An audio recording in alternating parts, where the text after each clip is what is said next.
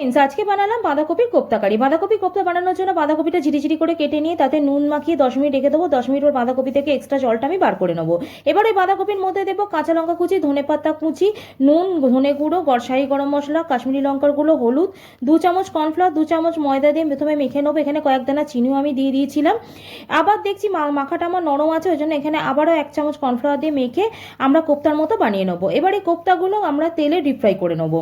এবারে আর একটি কড়াইতে সামান্য তেল দিয়ে তাতে একটা বড় সাইজের পেঁয়াজ, আদা, রসুন, বড় এলাচ, ছোট এলাচ, লবঙ্গ, দালচিনি, টমেটো দিয়ে নাড়াচাড়া করে দেবো।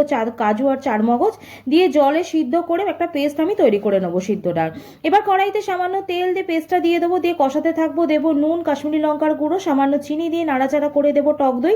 5 মিনিটের মতো নাড়াচাড়া করে দেবো কসুরি মেথি।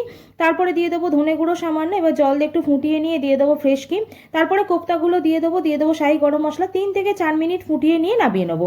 ব্যাস রেডি আমাদের বাঁধাকপির কোপ্তা কারি। রেসিপি কেমন লাগলো অবশ্যই জানো। সকলে ভালো থেকো, বাই।